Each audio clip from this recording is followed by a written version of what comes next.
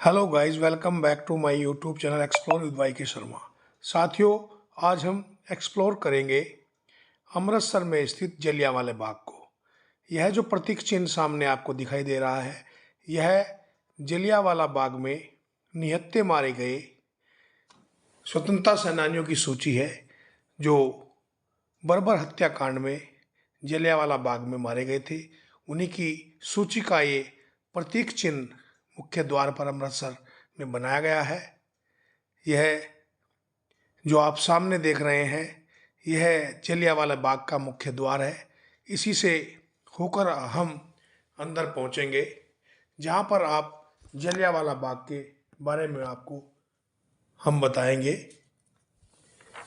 भारत के पंजाब प्रांत के अमृतसर में स्वर्ण मंदिर के निकट जलियांवाला बाग में 13 अप्रैल 1919 बैसाखी के दिन रॉलेट एक्ट का विरोध करने के लिए एक सभा हो रही थी, जिसमें जनरल डायर नामक एक अंग्रेज अफसर ने अकारण उस सभा में उपस्थित भीड़ पर गोलियां चलवा दी, जिसमें हजारों की संख्या में लोग मारे गए और हजारों की संख्या में लोग घायल हुए। अमृतसर के डिप्टी कमिश्नर कार्यालय में यह संख्या बहुत कम बताई गई, उसका रिकॉर्ड कम है, और ब्रिटिश राज के अभिलेख में भी इस घटना को कम रूप में दर्शाया गया है। उसमें केवल 379 लोगों के शहीद होने की बात कही गई है, जबकि वास्तव में संख्या कहीं अधिक थी। उसी के अंदर हम लोग आ गए हैं। आप देखिए, पुराने प्रांत के जो पंजाब का था उसका क्या स्वरूप था, उसके बारे में यहाँ अंदर बताया गया है। मोहनजोदड़ो हड़प्पा की जो खुदाई हुई, उसके अवशेष भी यहाँ पर दिखाए गए हैं, क्योंकि वह भी पुराने पंजाब का ही हिस्सा था। जो मोहनजोदड़ो का हिस्सा इस एरिया था। आज़ादी की कहानी के भिन्न भिन्न शिलालेख आपको यहाँ मिल जाएंगे। यह स्मृति चिन्ह प्रतीक आपको जो सामने दिखाई दे रहा है मंदिर के रूप में, यह जलियांवाला बाग का वही प्रतीक चिन्ह है। ब्रिटिश राज में यदि किसी एक घटना ने भारतीय स्वतंत्रता संग्राम में सबसे अधिक प्रभाव डाला तो वह यह घटना जघन्य हत्याकांड ही था। माना जाता है कि यह घटना ही भारत में ब्रिटिश शासन के अंत की शुरुआत बनी। 13 अप्रैल 1919 को बैसाखी का दिन था। इसी दिन 1699 को सिखों के 10वें और अंतिम गुरु गोविंद सिंह ने खालसा पंथ की स्थापना की थी। इसलिए बैसाखी पंजाब और आसपास के प्रदेशों का सबसे बड़ा त्यौहार है, और सिख इसे सामूहिक जन्म दिवस के रूप में मनाते हैं। ये देखिए आप, सुखा किलो के बयान वहाँ पर आपको दिखाई दे जाएंगे। अमृतसर में उस समय कर्फ्यू लगा हुआ था। ये देखिए आप, उसी का फोटो आपको दिखाई देंगे। ये प्रतीक रूप में जनरल डायर के सैनिक निहत्थे भारतीयों पर गोलियां चलाते हुए आपको दिखाई दे जाएंगे। ये देखिए आप, क्रूर हत्याकांड इसको कहा गया, और देश की भिन्न भिन्न घटनाओं से इसको जोड़ा गया। उसी के सब प्रतीक युद्ध के दौरान भारतीय राष्ट्रवाद का क्या स्वरूप था 1914 से 1918 तक। उसके बाद ये देखिए आप, प्रतीक रूप में उस हत्याकांड को यहाँ पर दर्शित किया गया है। उसकी एक 13 अप्रैल की रात को क्या हुआ उसके बारे में कुछ शिलालेख यहाँ पर मिल जाएंगे।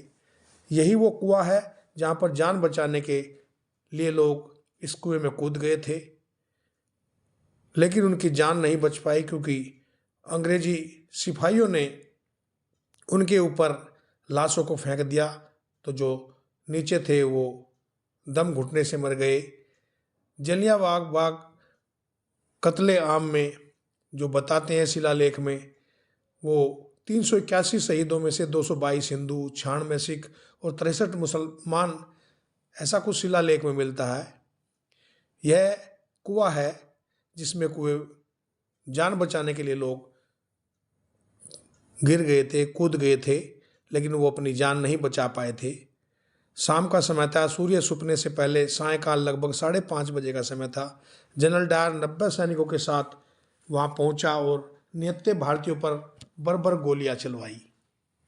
ये देखिए आप, वो कुआं है जो निर्दोष लोग जिसमें मारे गए, कुछ जान बचाने के लिए भागे थे, और सामने ये दीवार पर बने गोलियों के निशान। ऐसा कहा जाता है कि महज 10 मिनट में कुल 1650 राउंड गोलियां चलाई गई, जिसमें 1000 से अधिक लोग मारे गए। ऊंची ऊंची दीवारों पे लोग चढ़ते हुए वहाँ से गोलियां लगते ही नीचे गिर जाते थे। ये देखिए आप, किस तरह का नज़ारा आपको सामने दिखाई दे रहा होगा। ये देखिए, एक्सप्लोर करिए, आइए यहाँ पर, और इस क्षेत्र को अवश्य अपने जीवन में आपको देखना चाहिए, ताकि हमें मालूम हो सके कि ये आज़ादी हमें किस कीमत में पड़ी, कितनी कीमत हमें इसकी देनी पड़ी। नरसंहार की देश में फैल गई घटना और जनरल डायर को बरी किया गया।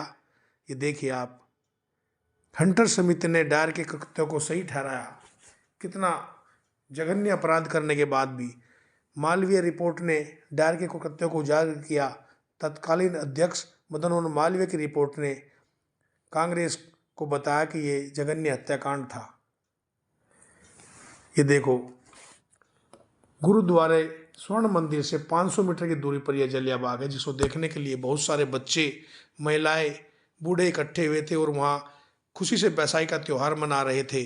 एक तरफ स्वतंत्रता सेनानियों की सभा चल रही थी जो अंग्रेजों का विरोध कर रहे थे, लेकिन जनरल डायर ने उन सबको मौत के घाट उतार दिया, और जिसकी कल्पना भी हमारे त्यौहार मनाने वाले लोगों ने नहीं की होगी। ये देखिए, दीवार पर बने हुए गोलियों के निशान आपको यहाँ दिख जाएंगे।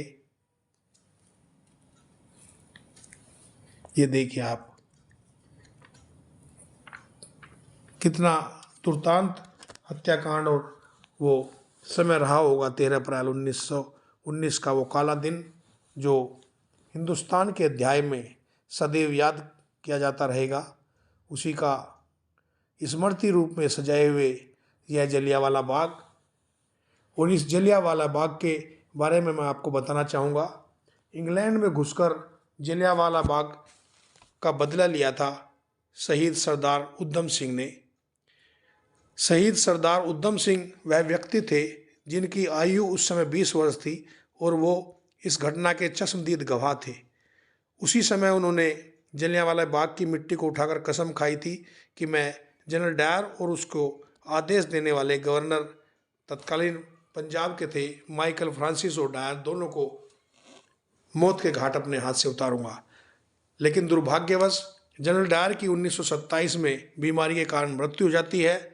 तो शहीद सरदार उधम सिंह अमेरिका, ब्राज़ील, दक्षिण अफ्रीका होते हुए इंग्लैंड पहुंचते हैं, और राम मोहम्मद सिंह आज़ाद बनकर किताब के अंदर एक पिस्तौल रख के 13 मार्च 1940 को इंग्लैंड में माइकल फ्रांसिस और डायर, तत्कालीन गवर्नर पंजाब की हत्या कर देते हैं और अपने आप को गिरफ्तार करा देते हैं। जो कि सरदार उधम सिंह सरदार भगत सिंह से बहुत प्रेरित थे, उनकी आदर्शों से बहुत अभिभूत थे, तो उन्होंने सरेंडर कर दिया और 4 जून 1940 को उनको फांसी इंग्लैंड में दे दी गई। 31 जुलाई 1940 को उनको फांसी दी गई। 4 जून 1940 को फैसला दिया गया और 31 जुलाई 1940 को फांसी दी गई। उस समय की सरकार 1974 में तत्कालीन भारत सरकार उनके अवशेषों को भारत लेकर आई और उनको शहीद आजम का दर्जा दिया और उनके कलश को उनके गांव में स्थापित किया और भिन्न भिन्न प्रांतों में घुमाया, ताकि लोगों के अंदर उनके प्रति जो श्रद्धा के भाव थे वो दिखाए जा सकें, और उनको शहीद आजम की उपाधि से नवाजा गया। आज भी उनके अस्थि कलश उनके गांव में पंजाब में स्थित हैं। आप वहां पर जा सकते हैं, देख सकते हैं। यह एक्सप्लोर करने के बाद अब हम लोग जलियांवाला बाग से देखिए आप, कितना छोटा रास्ता था और इन दोनों रास्तों पर जनरल डायर ने अपने सिपाही बैठा दिए थे ताकि लोग अंदर ना आ सकें। आशा करता हूँ कि यह मेरा वीडियो आपको अच्छा लगा होगा। अच्छा लगा हो तो मेरे चैनल को लाइक, शेयर और सब्सक्राइब करें, ताकि मैं अन्य वीडियो भी आपको बनाकर दिखा सकूँ। इसी आशा और विश्वास के साथ